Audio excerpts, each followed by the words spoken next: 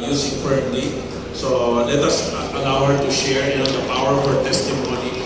Go ahead.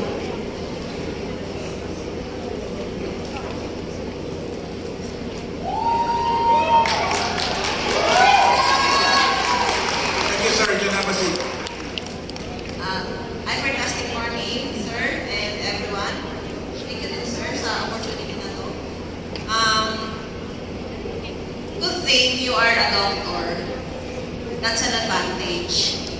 Because as what Sir Tom had said, I am not a doctor. I am a chemical engineer by profession. And before I saw IFER, I'm running a business for gasoline station. I entered IFER because my son was killed by firmly. Before, I don't know IFER, but I am really looking for vitamin D. I know Africans know that vitamin D is not just vitamin. And as a doctor, you know that. Our firmly is not a vitamin, but it is a hormone, right? Okay. So I know that before I see IFER, and I was looking for that product. But vitamin D is only available online, and I don't believe that it is not fake, because I believe every online product is fake. And I'm going to use it to my son. I cannot risk the life of my son. Good thing my auntie offered me the vitamin D. So I grabbed it. Your question is, how will an IFER member will introduce the Power Trio without being a professional doctor? That's your question, right? Okay. For me, the first attack to client, I did not introduce first the vitamins. My first question to client is, I was asking their current status in life, example, their profession, what they are doing. I'm establishing rapport. You're wearing white. I'm touching his or her life first. Okay. Then after that, the client will tell the story of his life. Then I will come up to a question that I will ask them, are you For documentary. okay to ask if I ask a very serious question? Then the client will say, okay, it's okay, you ask. Then promise me you will not laugh at my question. Then I will ask the client, are you taking a bath and brushing teeth? Then the client will laugh. So if the answer is yes, then I will introduce that you will earn from toothpaste and soap that you are using. Then eventually, I will introduce the vitamins. I will incorporate the vitamins. But for the question of if he or she is brushing teeth and taking a bath, I can introduce that you can earn from the brand that you are using if you use IFER. And good thing, to this kind of soap and toothpaste, there is free. You know what is free? The vitamins. So after stating those statements, the client will become interested because everyone is interested on extra income. So I do not need to convince him to use the vitamins because everybody is aware that everybody must use or take vitamins. So there's no struggle in introducing because I make it a free to the toothpaste and soap. Did I answer the question? No,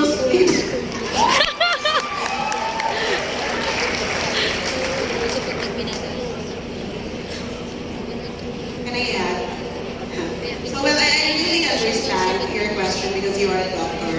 Apparently, that is actually the birth pain in starting a business and in introducing a product, especially you are in Africa, you are in a huge country.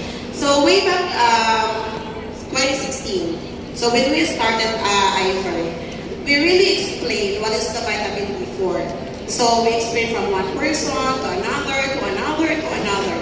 So we did our own research, what is vitamin B4, and then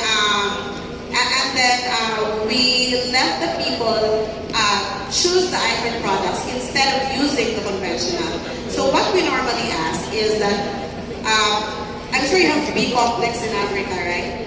B complex. So you're taking B complex, right? So we are actually comparing the prices of the conventional vitamins compared to the IFER products, which in Philippine case, it is actually much lower than the conventional, than the traditional in the market.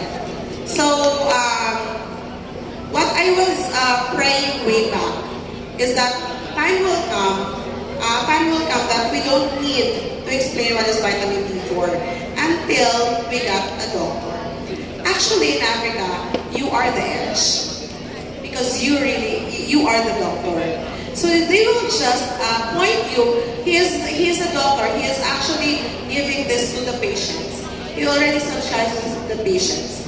So you can actually get the other doctors instead of giving medicines, which is the conventional medicine. They can actually give the IFER products, and they can earn from it, right? They are not going to change anything. They can still go to the clinic. They can still make the operation, and then they are just going to change the brand that they are actually they're actually giving to the patients, and they will earn. Okay, so and then COVID came. So we do not need to explain what is vitamin B4. And right now in the Philippines, I don't know if that will be helpful in your country. IFER products is already in the MIMS. I'm not sure what is that called in your country. MIMS is that?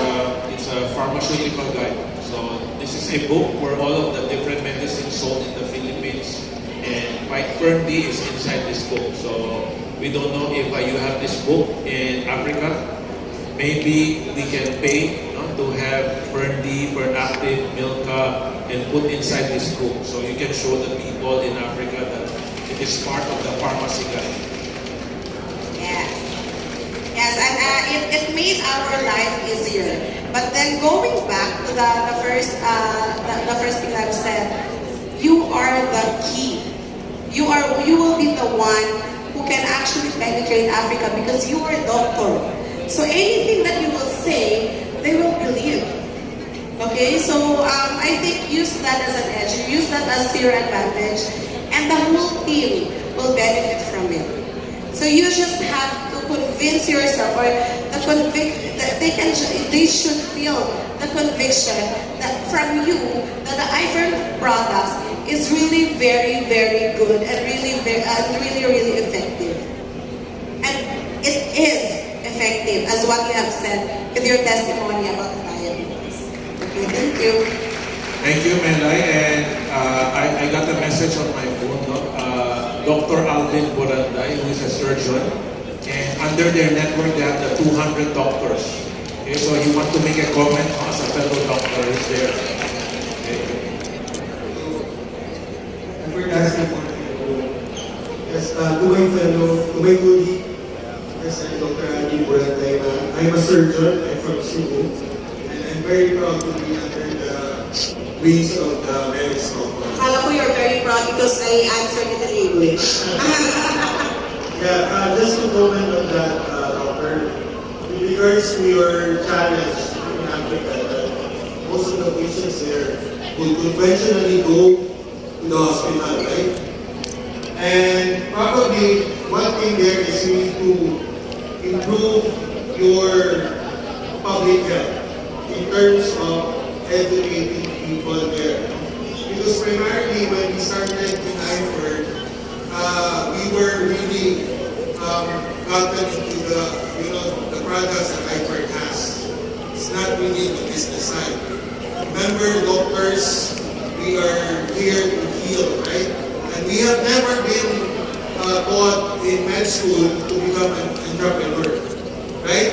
So when we joined iFord, it was more on the products, and we believe the products, particularly with our firm because it's been in the World Branding Awards since 2019.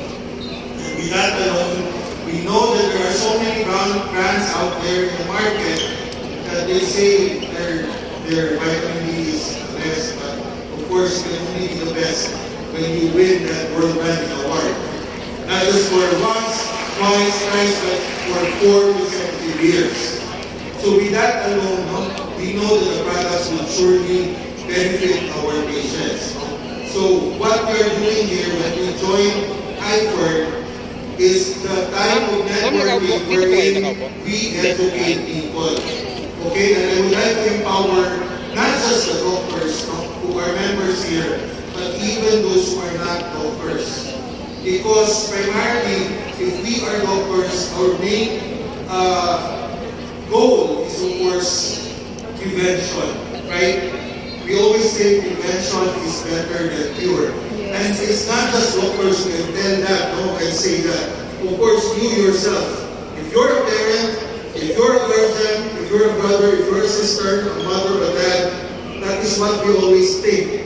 Prevention is better than cure. So we have to give these wonderful, beneficial supplements to our patients, not just to our patients, but we are so happy because in our family, it does help a lot, both medically and even financially thereafter. So one thing for that, when you have a challenge in Africa, what I can say is just you empower your patients to be informed about what's best for them, so that in that way you can prevent them from getting all these chronic diseases, which can actually be treated and can be prevented, not just by taking our products, right? And for you as a doctor, you can be the first fire there, to light other fire, other doctors, and not just doctors, but even people around you. Make iFord products available in every household in Africa. Okay? And that is our goal. That is our goal. That's why Sir TOMMANNY TAN is doing, the iFord business internationally. We're going there. Okay, thank you, Sir Dom, for that. Thank you, Doc Alvin. Can we see how many doctors are in the house today? Can the doctors stand up? Can we see the doctors who are in the room? Mga doktor, pwede pong tumayo. Can we see the doctors who are up here? Wow. Okay, so later, Doc, let's take a picture with our doctor from Africa so that you can have a picture with the other doctors. Later, make sure that you take a picture with later. Excited.